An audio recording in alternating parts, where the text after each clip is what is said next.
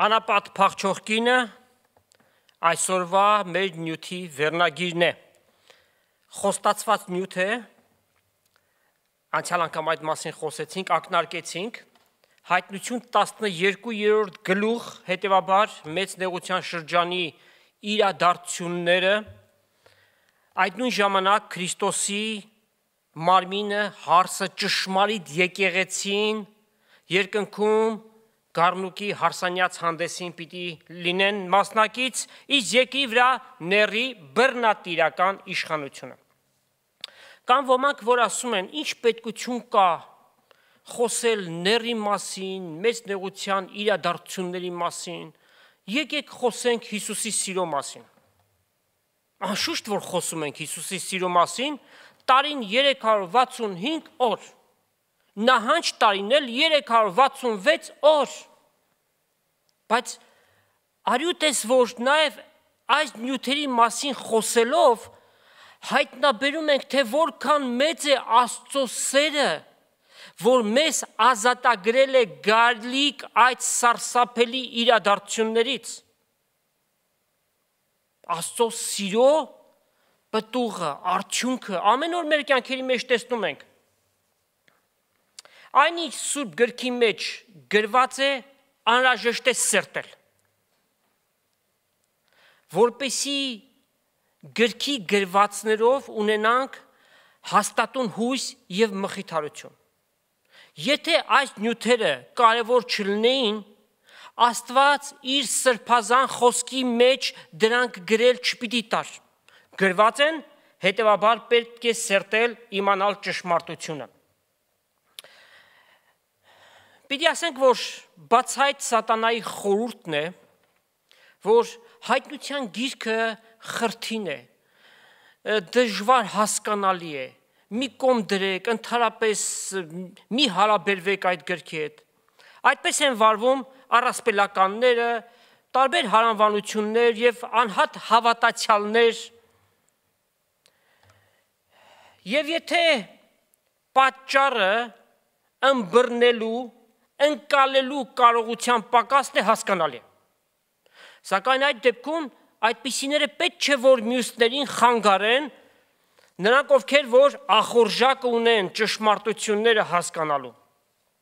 Եվ այսպես, հայտնություն 12-րդ գլուխ առաջի համար եկեք կարդանք։ Երկնքի մեջ մեծ նշանը երևցավ, կինը արև հագած էր և լուսինը ձգած իր ոտքերու տակ և իր գլխի վրա 12 աստղե պսակ մը։ Կինը ով է, ոմանց հեղինակավոր կարծիքը սա է, որ սա Հիսուսի մայրը Մարիամն է և կնիքը դնում են ու վերջ, այդպես է և վերջ։ Մանավանդ մեջբերում են կատարում համար 5-ից, եկեք կարդանք։ Կինը արու զավակ մը ծնավ, որ երկաթե գավազանով պիտի հովեր բոլոր ազգերը։ Հիշենք, որ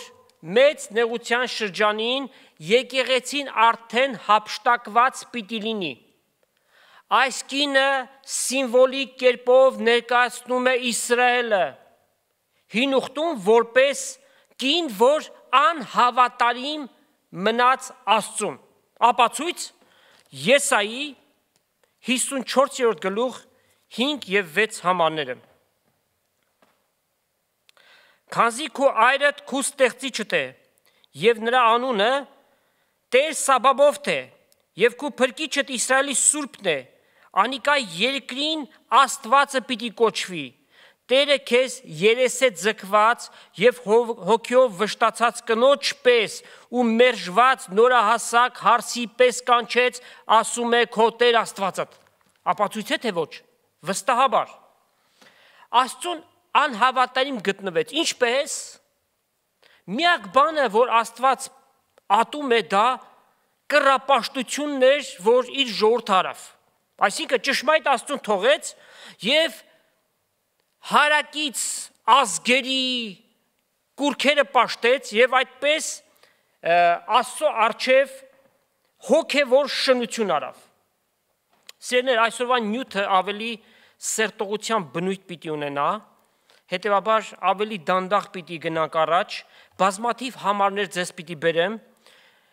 չունենք հնարավորություն այդ բոլորը սերտելու, ուստի գրեք, վերջում այս համարները սերտեք, կտեսնեք որքան օրհնություններ պիտի ունենաք։ Ուրեմն, Իսրայել որպես այդ կինը հավելյալ համարներ, Երեմիա 3-րդ գլուխ 6 համար, Եզեկիել 16-րդ գլուխ 32 համար, Օվսիայի 2-րդ գլուխ եւ 16 համար։ Հայտնության գրքում, բացի այս կնոջից, 3 ուրիշ կանանց մասին էլ է խոսում, որոնցից երկուսը սիմվոլիկ են, մեկը իրական։ Ուրեմն, առաջինը Հեզաբելն է, ներկայացնում է կռապաշտությունը, 2-րդ գլուխ 20 համար, երկրորդը Պորնիկ կինը, Հայտնության 17-րդ գլուխ 3-ից 6 համարներ, խորհրդանշում է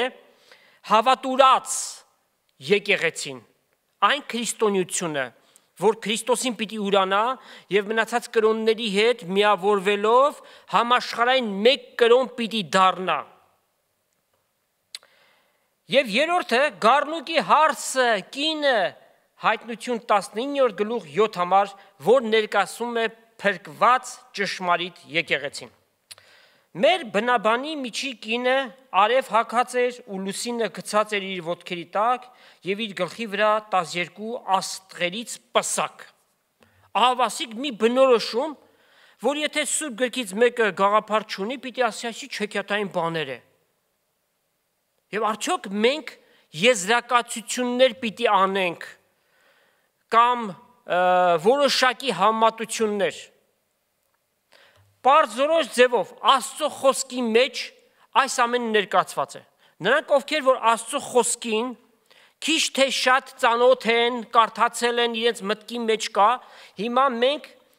գործնականորեն տեղափոխվենք Ծննդոց 37-րդ գլուխ եւ կարդանք 9-ից 11 համարները։ Հովսեփը երազ տեսավ եւ իր եղբայրներին պատմեց, նրանք այդ բանը չսիրեցին, ընդհակառակը իրեն ատեցին եւ կարդում ենք. ուրիշ երազմն էլ տեսավ ու Զանիկա իր եղբայրներին պատմեց եւ ասավ. ահա երազմն էլ տեսա, ահա արևն ու լուսինը եւ 11 աստղերը ինձ երկրպագություն արեցին։ Երբ իր հորը եւ եղբայրներին պատմեց, հայրը հանդիմանեց նրան եւ ասավ անոր. ինչ է քո տեսածդ երազը, միթե ես եւ քո մայրդ եւ քո եղբայրներդ իրավսնե պիտի գանք միջև գետին քեզ խոնարհություն ունենք։ Եղբայրները նախանձեցին նրան, բայց հայրը իր մտքում պահեց այս խոսքերը։ Ահավասիկ, արևը, լուսինը, աստղերը, այս բնորոշումը տեսանք Հովսեփի երազի մեջ։ Հովսեփը Հակոբի որդին էր։ Հակոբը կոչվեց Իսրայել։ Հետևաբար սա Իսրայելի պատմությունն է։ Եվ անմիջապես անցնենք Հայտնություն մեր բնաբանի 12-րդ գլխի 2-րդ համարը, նա հղի էր եւ երկունքի ցավերի մեջ լինելով ծնանելու համար շատ նեղություն քաշելով կփորար։ Նորից պատասխանը հին ուխտից պիտի գտնենք, կարծեմ թե չեք մոռացել, որ Հայտնություն 6-րդ գլխից մինչև 18-րդ գլուխները բացառապես մեծ նեղության շրջանին են վերաբերվում, որտեղ եկեղեցին բացակայում է։ Մի շարք համարներում սիրելիներ Իսրայելը ներկայացվում է որպես ծնունդ տվող մայր։ Նորից պիտի դիմենք Եսայի 26-րդ գլխին եւ 17-18 համարները պիտի կարդանք։ Ինչպես ծնանելու մոտ եղող հղի կինը իր երկունքի մեջ տանջվելով կաղաղակ է, մենք էլ քո առջևդ այնպես եղանք, ով Տեր, հղացանք, ցավեր քաշեցինք, հով ծնանողի պես եղանք ու երկիրը չկրցանք ազատել ու աշխարհի բնակիչները չընկան։ Հավելյալ համարներ այս կապակցությամբ Եսայի 66-րդ գլուխ 7-8 համարները, նաև Օվսիա 13-ի 13-ը, Միքիայի 4-ի 10-ը։ Իսրայել շատ չարչարանքներ կրեց, միջև Մեսիայի գալը, իրենց պետականությունը կորցրեցին, հռոմեական իշխանության տիրապետության տակ էին, Մեսիան եկավ, չընդունեցին և ահավասիկ 2000 տարի է, տարբեր փորձություններով անցել են, տարբեր երկրների մեջ ցրվեցին, հոլոկոստ, ողջակիզում իրենց ազգի դեմ կատարվեց, և դեռևս առջևում շատ ավելի սարսափելի մի բան կա, աներևակայելի ցավերով պիտի անցնեն, քիչ հետո այդ մասին, միջև որ Տեր Հիսուս իրենց ասաց այդ բանը, ասաց այլևս ինչ պիտի չտեսնեք, միջև որ ասեք օրհնյալ է նա, որ Տիրոջ անունով պիտի գա։ Երրորդ համարն ենք կարդում, Հայտնություն 12:3-ը, երկնքի մեջ ուրիշ նշանն էլ երևցավ, և ահա մեծ շարագույն վիշապը, որ 7 գլուխ ու 10 եղջյուր ուներ, և իր գլուխների վրա 7 թակ։ Շարագույն վիշապ, Fiery Red Dragon, և հայտնության գրքում վիշապի անունը, պատկերացրեք քանի անգամ է գրված, իր թիվն է, 13 անգամ։ Շարագույն ինչ է նշանակում, մուգ կարմիր, արյան գույն, ինչու, որովհետև այս արարածը արյան ծարավ է, մարդասպան է, և Տեր Հիսուս ինչպես Հովանու ավետանի մեջ ասաց, 8-րդ գլուխ 44 համար, նա սկզբեն ի վեր մարդասպան է, այդ սկիզբը որտեղ է, Եդեմական պարտեզից, երբ որ խաբեց և Աստծո պատվիրանը որ տրված էր, այն օրը որ ուտես արգելված պտուղից անշուշտ որ պիտի մեռնես, ուրեմն սատանան պատճառը դարձավ առաջի ստեղծված զույգի մահվան, դրանից հետո այդ մահը տարածվեց բոլոր սերունդների վրա։ Ուներ 7 գլուխ 10 եղջյուր horn անգլերենով, նրանք ովքեր որ եղջյուր բառը չհասկացան, խոսակցական լեզվով, կոտոշ, պոզեր, այդպիսի մեկն է, և վրան 7 թակ։ Սա մեզ տանում է հայտնություն 13-րդ գլուխ և առաջի համար, այնտեղ հիմնավոր բացատրությունը այդ մասին տրված է, բայց չենք անդրադառնալու, որովհետև 13-րդ գլխի վրա մասնավոր քարոզախոսություն ունենք, գազանի ինքնությունը բացահայտված է, կարող եք դիտել մանրամասնությամբ այդ մասին խոսել ենք։ Առաջ անցնենք, որպեսզի նյութը վերջացնենք, 4 համարի առաջին մասը կարդանք։ Նրա պոչը երկնքի աստղերու 3-րդ մասը կքաշեր և զանոք երկրի վրա ձգեց։ Աստղերի, որ աստղերի, և արդյոք սատանան աստղերին վերցրեց հավաքեց, խորհրդանշական է սա, սիմվոլիկ է, այս աստղեր ասվածը հրեշտակներն են, հրեշտակների 1/3-ին իր հետ քաշեց, նրանք ովքեր որ նույնպես աննազանդ գտնվեցին Աստծուն և սատանային հնազանդվեցին։ Եթե կարդաք Եսայի 14-րդ գլուխը, Եզեկիել 28-րդ գլուխը, այնտեղ պատկերավոր ձևով տրված է սատանայի մեղանչելու փաստերը, արդյունքում ինչ եղավ, այս 1/3-ին հավաքեց բացահայտ ապստամբություններ Աստծո դեմ, դրա համար այս հրեշտակները կոչվում են չար հրեշտակներ։ Սատանայի ամբողջ դավադիր գործունեությունը Քրիստոսի անձի դեմ է, այդպես եղել է, այդպես կա, մինչև իր կորուստը։ Հիմա կարդանք 4 համարի 2-րդ մասը, և վիշապը կեցավ այն կնոջ առջև, որ ծնանելու վրա էր, որպեսզի երբ որ ծնանի, անոր զավակը կլե կուլ տա այդպես։ Ուրեմն տեսնում ենք, որ իրադարձությունները զորավոր ձևով զարգանում են, Եվ սա շատ պարզ է, որ պատկերը Տեր Հիսուսի կուսական ծնունդի մասին չէ, որի ժամանակ սատանան ինչ արավ, դրդեց Հերովդես արքային, որպիսի հրաման արձակի Հրեաստանի մեջ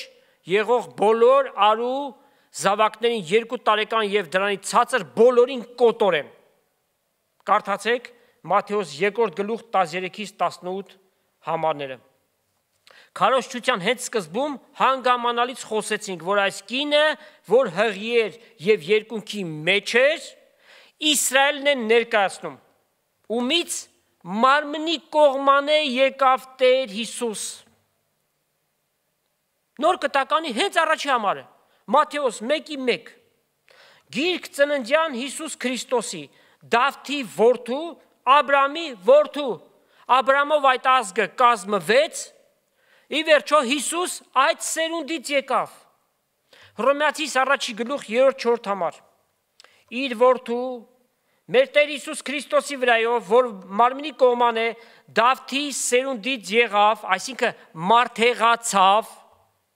որ սրբության հոգու կողմանից Աստծո որդի հայտնվեց զորությամբ մեռելներից հարություն առնելով։ Շատերի սիրած համարներից մեկը Հովանու առաջ գլուխ 12 համար։ Իրեններին եկավ Տեր Հիսուս։ Ովքեր են իրենները։ Մարմնի կողման է իր եղբայրակիցներին, սակայն իրենները իրեն չընդունեցին, նրանք ովքեր իրեն ընդունեցին, նրանց իշխանություն տվեց Աստծո որդիներ կոչվելու։ Նախ Իսրայելի կորցված ոչխարներին եկավ եւ չընդունեցին։ Պողոս առաքյալը Տիմոթեոսին գրում է հետևյալը. Երկրորդ նամակը, 2 գլուխ 8 համար։ Միտքդ բեր Դավթի ցեղից եղող Հիսուս Քրիստոսը, Դավթի ցեղից եղող, մեռելներից հարություն առած իմ քարոզած ավետանիս համաձայն։ Բազմաթիվ այսպիսի համարներ կան նրա մարդեղության վրայով գրված, որ ինքը հրեաներից եկավ։ Ուրեմն շեշտադրությունը ազգային պատկանելությունն է այս պարագային։ Եվս մեկ անգամ այս կինը ներկայացնում է Իսրայելը եւ սրանից հետո այլևս քննարկման ենթակա չէ, այդպես էլ կա։ Տեր Հիսուս երբ որ սամարացի կնոջ հետ հանդիպեց, Հովանու ավետանի 4 գլխում է գրված այս մասին, եւ 22 համարի մեջ ասաց հետեւյալը. Փրկությունը հրեաներից է։ Փրկող ով է? Տեր Հիսուս ինքն է։ Հետևաբար ինք իր ազգային պատկանելությունը դավանեց, հաստատեց։ Եվ որ գա, ինչ պիտի անի, երկաթյա գավազանով պիտի հովվե բոլոր ազգերին։ Երբ այն պիտի տեղի ունենա, հազարամյա թագավորության ժամանակ, այն ժամանակ նա պիտի կոչվի թագավոր, թագավորած, ամբողջ աշխարհում մեկը տիրակալը, որ բոլորի վրա պիտի իշխի, իսկ իր մեծագույն տիտղոսը, որ իր էությունն է, բնությունն է, Տեր տերած, տերերի տերը, մեկը ում կվայել է փառքը, պատիվը, իշխանությունը, երկրպագությունը հավիտյանս հավիտենից։ Ուրեմն այս կապակցությամբ մարգարեական խոսքեր կան գրված, կարդանք Սաղմոս 2-րդ 6-ից 9 համարները Ես օծեցի իմ թագավորս իմ սուրբ լեռանը Սիոնի վրա, հրամանը պիտի պատմեմ, Տերը ինձ ասավ, դու իմ որդին ես, ես այսօր քեզ ծնեցի, խնդրե ինձ մե ու հեթանոսները քեզ ժառանգություն պիտի տամ, ու երկրի ծայրերը քեզի ստացվածք, զանոնք երկաթե գավազանով պիտի կոտրես կամ պիտի հովվես, բրուտի ամանի պես պիտի փշրես զանոնք, այսինքն կատարյալ հնազանդություն պիտի լինի Քրիստոսին հազարամյա թագավորության ժամանակ։ Երկաթյա գավազանով, ժիլեզնի, այսինքն աստվածապետական օրենքների խստությամբ։ Հավելյալ համարներ գրեք, խնդրեմ։ Հայտնություն 2 գլուխ 27 համար, Հայտնություն 19-րդ գլուխ 15 համար եւ Եսայի 11-րդ գլուխ 4 համար կարծեմ պատկերացնում եք, եթե այս բոլոր համարները մենք կարդանք, քարոզախոսության կեսը չենք հասնի։ Ուրեմն պիտի իրականանա այն մեծ նեղության շրջանից անմիջապես հետո, երբ որ Քրիստոս փառքով եւ զորքով երկնքից հայտնվի։ Այս կապակցությամբ կարող եք կարդալ Հայտնություն 19-րդ գլուխ 11-ից 16 համարները։ Եվ սա վերաբերում է Տեր Հիսուսի երկրորդ գալստյան, երկրորդ հանգրվանին, այստեղ նկարագրվածը ոչ թե հափշտակությունն է, այլ հայտնությունը իր հարսի եկեղեցու հետ միասին հրեշտակների ուղեկցությամբ եւ տեսանելի ձևով ամեն աչք պիտի տեսնի նրան։ Եվ Հիսուս երկրի վրա գալով նախ Հովսապատի հովտում ազգերի դատաստանը պիտի անի, որից հետո հազարամյա թագավորությունը պիտի հաստատի։ Իրադարձությունները տեսնենք ինչպես են զարգանում։ Գրված է. Զավակը հափշտակվեց Աստծո եւ նրա աթոռի մոտ։ Եվ ասեցինք, որ այդ զավակը ազգային պատկանելիության սկզբունքով է գրված, որ մարմնի կողմանը նրանցից եկավ։ Իսկ այս գրվածը արդեն անցյալ կատարյալ դեպք է, past perfect, մատնանշում է Տեր Հիսուսի համբարձվելը, այդ մասին գրություններ ունենք, թե ավետարաններում, նաև Գործ Առաքելոց առաջի գլուխ 9 համար, երկրորդ գլուխ 33 համար, Եբրայեցիս առաջի գլուխ առաջի 3 համարը եւ 12-րդ գլուխ երկրորդ համար։ Հիմա պիտի կարդանք մեր բնաբանի 6-րդ համարը։ Կինն էլ անապատ փախավ, ուր նրա տեղեր պատրաստված Աստծմե, որպեսզի այնտեղ կերակրվի 1260 օր։ Իրադարձությունները շիկանում են, չէ՞։ Կինը փախավ անապատ։ Ոմանք ասում են, տեսնում եք, սա հենց Հիսուսի մայրը Մարիամն է, որ Եգիպտոս փախավ։ Աստծո խոսքի մեջ Եգիպտոսը Եգիպտոս է, երբեք այն անապատ չի կոչվել։ Այն ժամանակ Հիսուսի մայրը Մարիամ մենակ չգնաց Եգիպտոս։ Իր հետ էր նաև փոքրիկ Հիսուսը եւ նաև Հովսեփը։ Իսկ այս պարագային միայն կինը փախավ անապատ։ Այս կինը Իսրայելն է, որ ների հալածանքներից պիտի պաշտպանվի, որտեղ գրված է հետևյալը։ Դիմում ենք Դանիելի մարգարեություն 11-րդ գլուխ 41-42 համարները։ Այնտեղ Անտիոքոս Եփիֆանեսի մասին է գրված, որ փոխաբերաբար ներն է ներկայացնում եւ 41 համար հետեւյալն է. Փառավոր երկիրը պիտի մտնե եւ շատ երկրներ տակն ու վրա պիտի նե, բայց անոր ձեռքեն պիտի ազատին Եդովը, Մովաբը ու Ամոնի որդիների գլխավոր քաղաքը։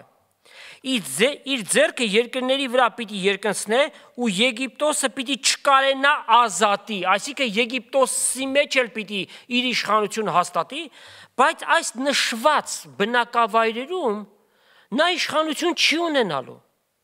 Մովաբը, Ամոնը, Եդոմը։ Սրանք ներկայիս Իսրայելին հարակից երկրներն են։ Եվ ահա անապատ ասվածը այստեղ ներկայացնում է անմարդաբնակ տեղ։ Երբ որ ները սկսի հալածել հրյաներին եւ պիտի սկսի կոտորել, նրանց մի մասը ապաստան պիտի գտնեն, սա կոչվում է ապաստանի քաղաքներ, Պետրա եւ շրջակա լեռնային քաղաքները։ Լեռներ, որոնց մեջ փորված են բնակարաններ ապրելու համար, տարածիորեն այնտեղ մարդիկ կարող են ապրել, սրանք կոչվում են ապաստանի քաղաքներ, Հորդանանի, ներկայիս Հորդանանի սահմանի վրա են,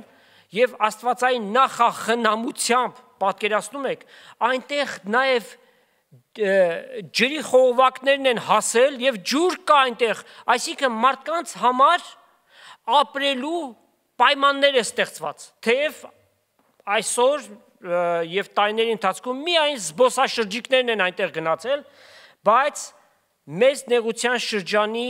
այդ ընթացքում, երբ որ ները նրանց հալածի, նրանք ապաստարան պիտի գտնեն Պետրայում եւ շրջակա քաղաքներում։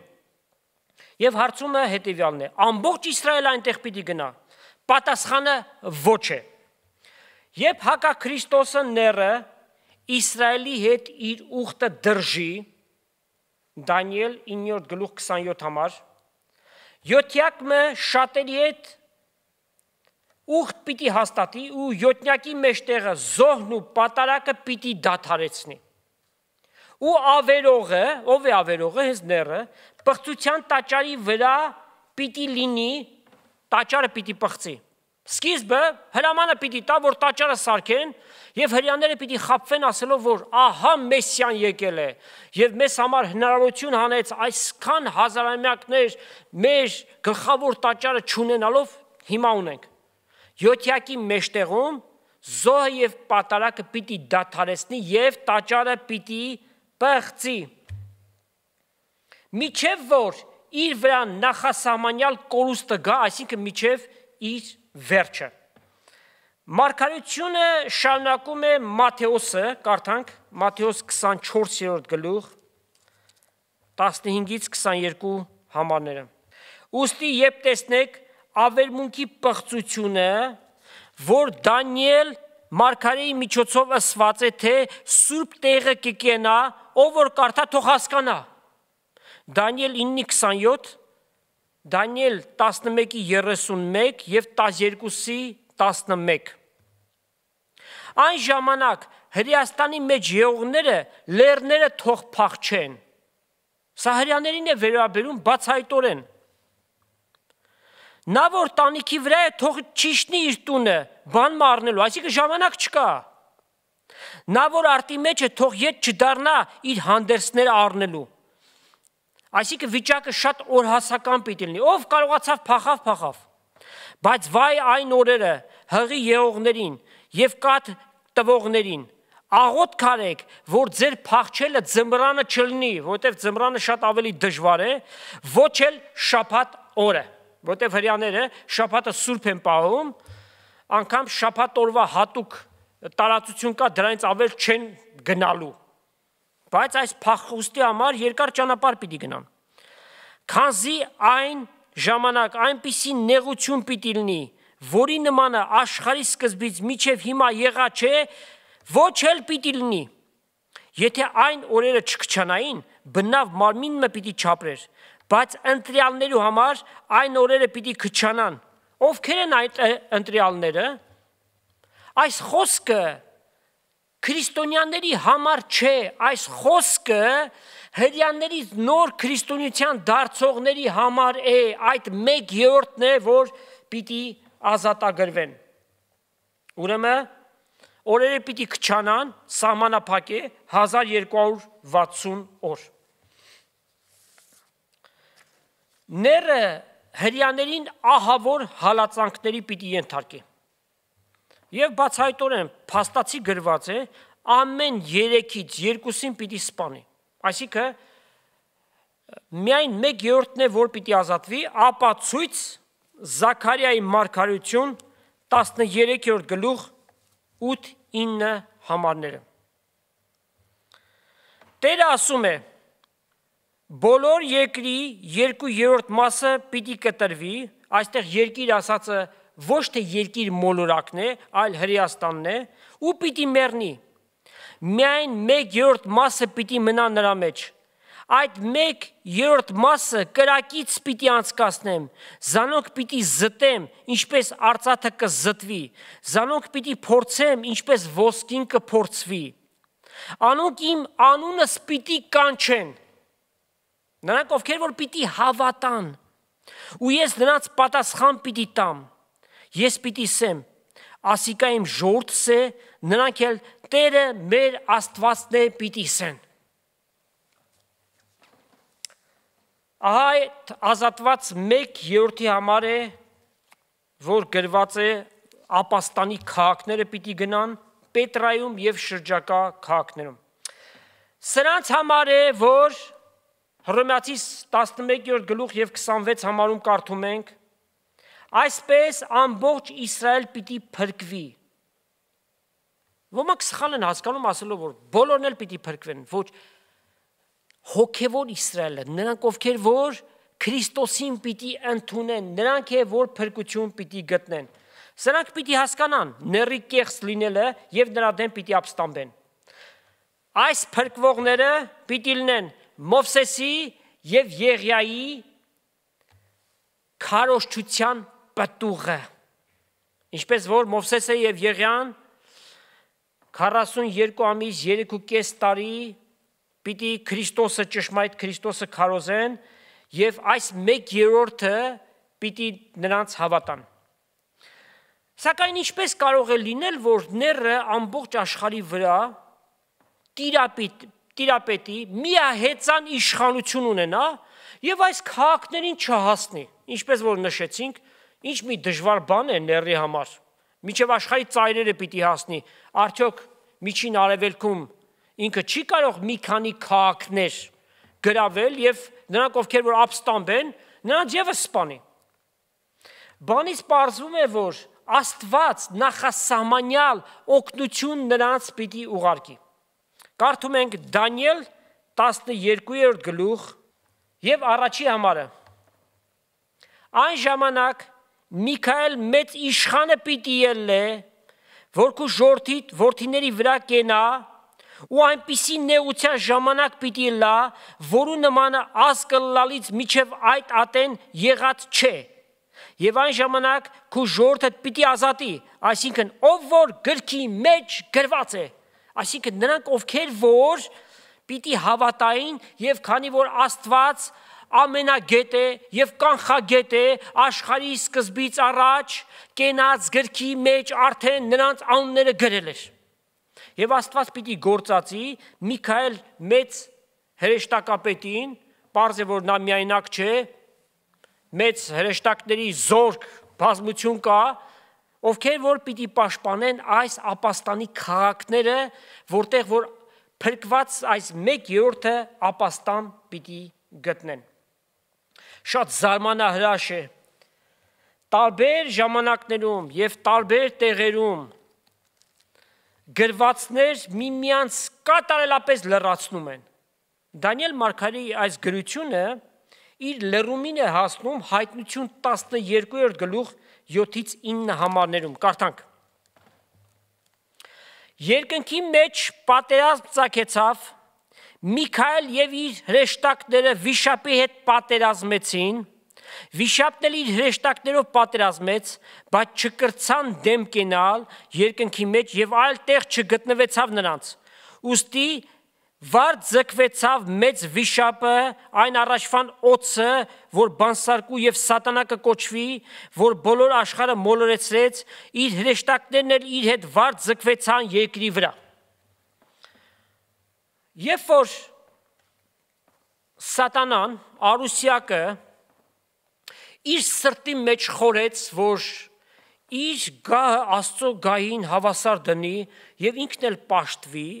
երրորդ երկնքից ցած նետվեց եւ դարձավ այս օդի իշխանության իշխանը առաջի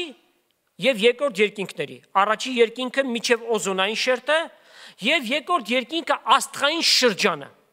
եւ ահավասիկ կարդում ենք պատկերը որ մեծ նեղության շրջանի այդ ժամանակում սատանան եւ իր զորքը երկրորդ երկնքից պիտի ցած նետվեն երկրի վրա եւ սատանան իմանալով որ իր համար քիչ ժամանակ է մնացել ամենայն սաստկության մարդկության դեմ պիտի գործի մանավանդ հրյաների դեմ իսկ 12-րդ գլխի վերջավորությամբ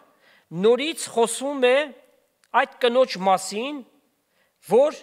ներկայացնում է Իսրայելը կարդանք 13-ից 17 համարները Ու երբ վիշապը տեսա, որ ինք եկի վրա ձգվեցավ, նետվեց երկրորդ երկնքից, արու զավակ ծնող կնոջ ետևեն ընկավ, այն կնոջ մեծ արծվի երկու թևեր տրվեցավ, որպեսզի անապատ տեղը թռչի օձի երեսից, ուր պիտի կերակրվի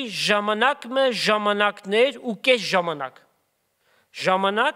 Ժամանակներ, 1, ուրեմն եւ 2, եւ կես ժամանակ 3.5 տարի։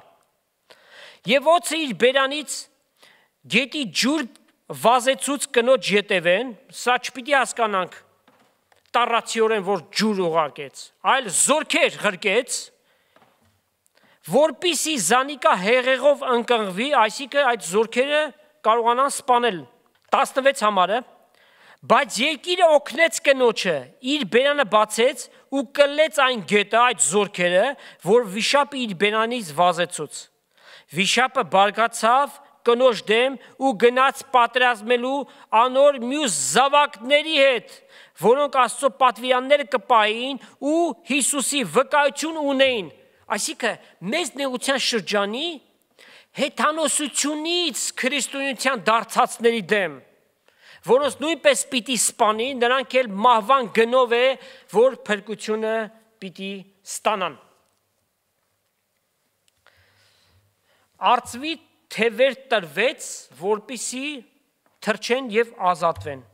Մեկ քանի արծիվ եւ հնարավոր է, որ մարդիկ արծվի թևերի վրա նստեն։ Հասկանում ենք, որ խորհրդանշական պատկերը սիմվոլիզմ է,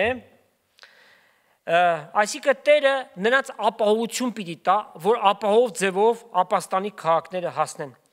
Եթե կարդաք Ելից 19:4 համարը, այստեղ խոսում է Եգիպտոսի գերությունից դուրս գալու մասին եւ թե Տերը ասում է ձեզ համար ինչպես հոգացի։ Ելից 19:4-ը։ Դուք տեսաք, թե ես ինչ որ արի Եգիպտացիներին եւ ինչպես ձեզ արծվի թևերի վրա վերցրի եւ քովս բերեցի, այսինքն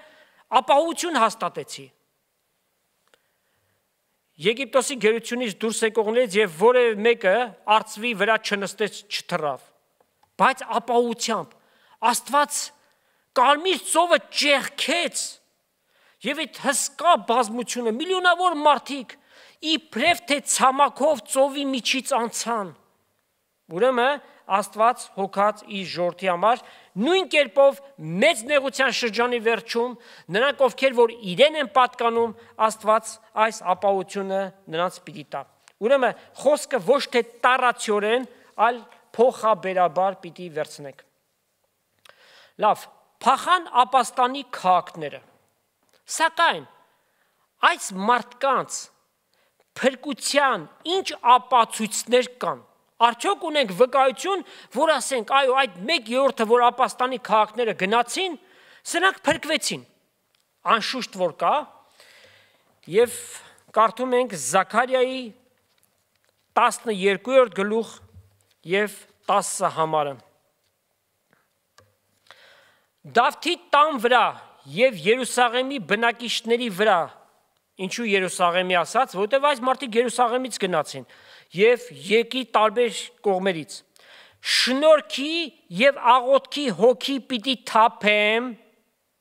եւ նրանք իրենց խոցածին պիտի նայեն,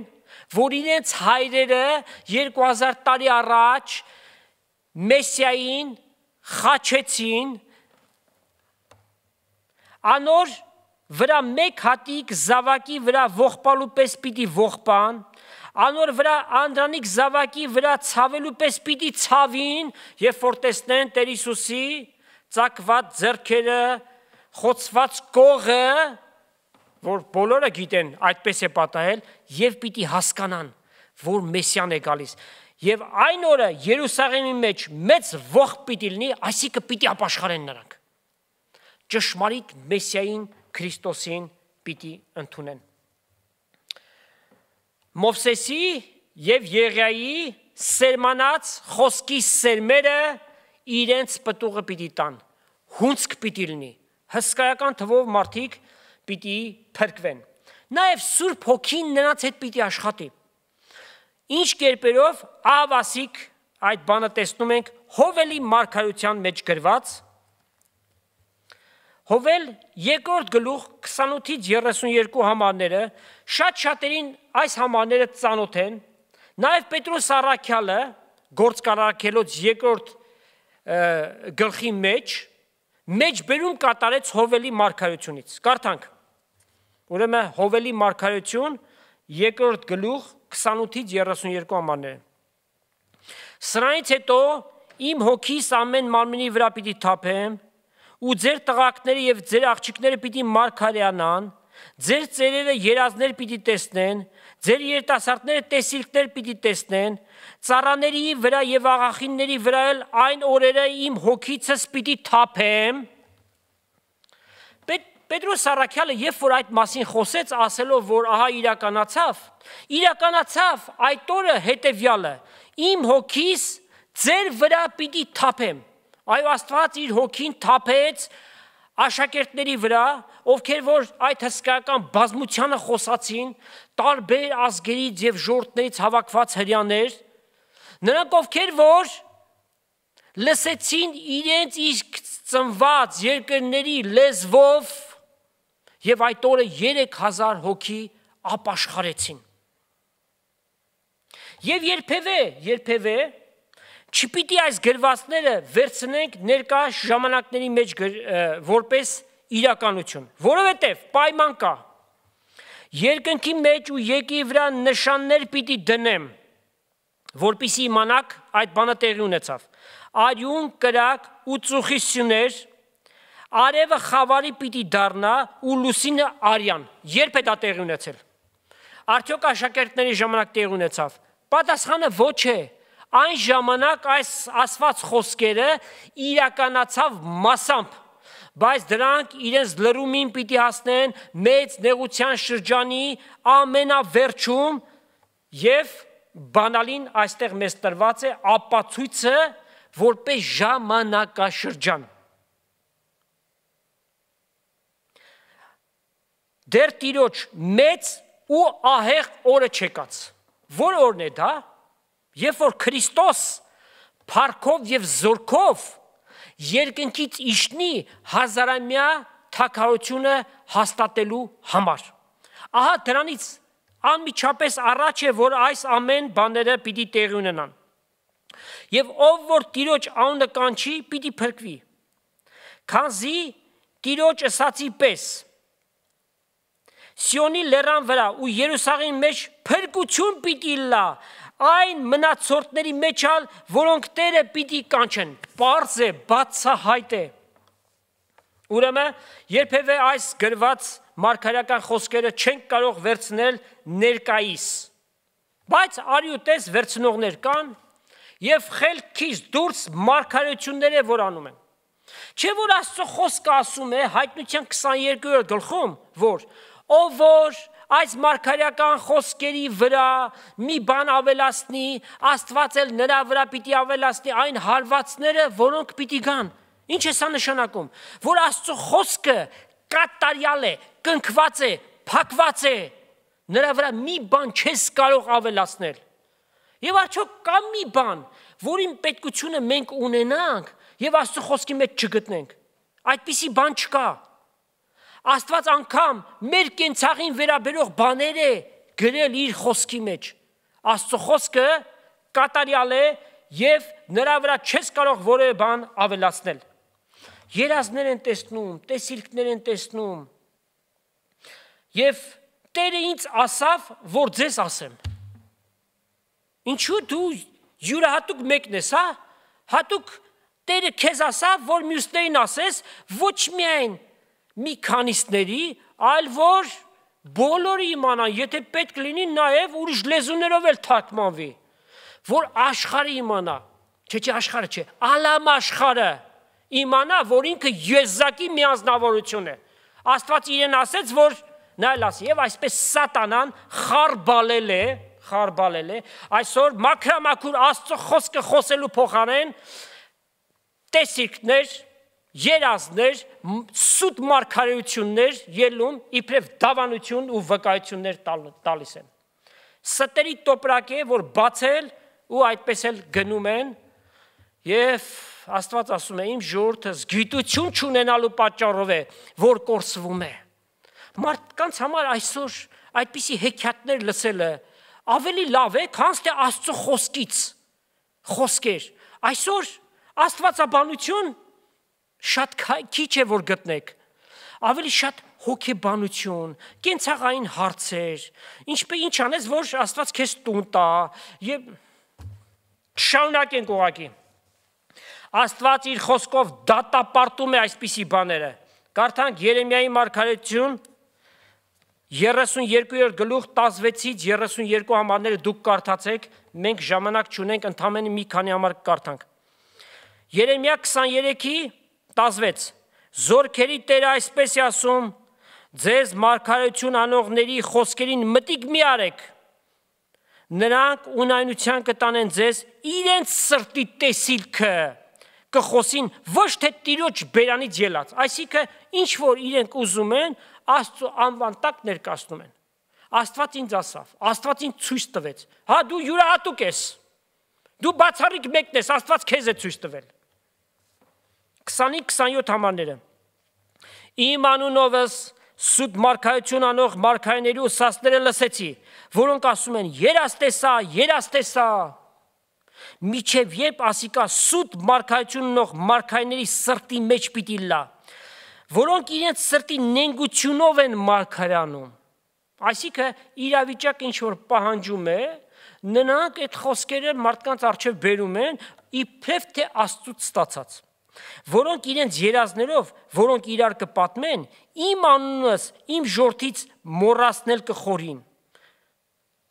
Այո, երբ որ երազ ու տեսիլք պատմվի, Աստծո անունը կմոռացվի, Աստծո խոսքը կմոռացվի։ Ուրեմն Հովելի մարգարեությունը մեծ նեղության շրջանի վերջում հրյաների 1/3 համար է գրված, ովքեր որ պիտի փրկվեն։ Շատերին հետաքրում է 144,000-ը, որ հայտնության 7-րդ գլխում գրված է, սրանք ևս Մովսեսի եւ Եղիայի ցանած սերմերի տված պտուղներն են։ Այս 1/3-ից է, որ այս 144,000-ը արդեն պատրաստված, Աստծո խոսքով զինված, պիտի գնան եւ աշխարհի ամբողջ ծայրերը մեծ նեղության շրջանի վերջում եւ արքայության ավետարանը պիտի քարոզեն, որ Հիսուս Քրիստոս ճշմարիտ Մեսիան երկրի վրա հազարամյա թագավորություն պիտի հաստատի։ Եթե ուզում եք ավելին իմանալ 144,000-ի մասին, մասնավոր քարոզախոսություն ունենք, որտեղ ամենայն մանրամասնությամբ այդ մասին խոսել ենք, վերնագիրը 144,000 ովքեր են եւ կիմանաք ովքեր են։ Ուրեմն սերներ արխիվում դրամատիկ, գերբնական եւ միաժամանակ սարսափելի իրադարձություններ են սպասում երկիր մոլորակի վրա։ Մնացողների վիճակը ինչ պիտի լինի։ Ժողովրդական խոսքով ասենք, լեղապատար պիտի լինեն, պիտի ահաբեկված զգան, որտեվ սարսափելի բաներ պիտի գան մեծ նեղության շրջանին։ Գրված է մարդիկ մահը պիտի փնտրեն ու չեն գտնելու։ Բայց Աստծոս եկեղեցին բարի լուր կա։ Սիրելիներ, մենք որևէ բանից պետքություն չունենք վախենալու, տագնապելու, որովհետև մեր կյանքը, երկինքը Քրիստոսի մեջ պահված է, եւ որ Քրիստոս մեր Տերը հայտնվի, մեր կյանքն էլ պիտի հայտնվի։ Եվ ժամանակները շատ մոտ են։ Իսկ մեծ նեղության շրջանը հափշտակությունից հետո է որ պիտի գա։ Հետևաբար Աստծո եկեղեցին երկրի վրա այդ ժամանակ չի լինելու, նա պիտի մասնակցի գառնուկի կոչունքին, հարսանյաց հանդեսին այդ 7 տարիների ընթացքին։ Rapture, հափշտակություն, վասխիշենիե։ Մեր երջանիկ հույսը, որին փափագում ենք եւ սպասում ենք օր-օրի։ Սելի հայորդի դու էլ կարող ես այդ հափշտակողների մեջ գտնվել։ Այդպես քո փրկությունը ստանալ, բայց դրա համար շատ կարևոր մի բան կա։ Որոշում ընդունես եւ Տեր Հիսուսին քո կյանքիդ մեջ հրավիրես։ Խոստովանես քո մեղքերդ եւ նրանից ստանաս այդ մեղքերի քավություն եւ թողություն։ Եթե խոստովանեք ձեր մեղքերը, հավատարիմ եւ արդար է նա ձեզ թողություն տալու եւ ձեզ ամեն անօրենությունից մաքրելու եւ սրբելու համար։ Իսկ քանի որ մենք տեսնում ենք, որ բոլոր մարգարեությունները Տեր Հիսուսի երկրորդ գալուստից առաջ իրականացած են, Տիրոջ ոտքերի ձայնն ենք լսում եւ զգում, Աստծո խոսքը ասում է, երբ որ այս բաները տեսնեք, ձեր գլուխները վեր բարձրացրեք, որովհետեւ ձեր փրկությունը մոտ է։ Օրորի համբերությամբ եւ հարատեվությամբ սպասենք մեր երջանիկ հույսի հայտնվելուն, Տեր Հիսուսի, որ պիտի գա եւ իր մարմինը կազմող եկեղեցին պիտի տանի երկինք, որպիսի դրանից հետո հավիտյանս հավիտենից նրա հետ լինենք։ Աստված թող ձեզանից ամեն մեկին զորացնի, ձեր մտքերը գոտեպնդեք Աստծո խոսքով, երբևէ չտարու բերվեք այս չար աշխարհի մեջ, հաստատ եւ ամուր կեցեք ձեր հավատքի վրա եւ Աստված ձեզ մեծապես պիտի օրհնի։ Տեր Հիսուս Քրիստոսի շնորհքը, Հայր Աստծո սերը եւ Սուրբ Հոգու հաղորդությունը Աստծո ժողովրդի հետ թող լինի, ամեն։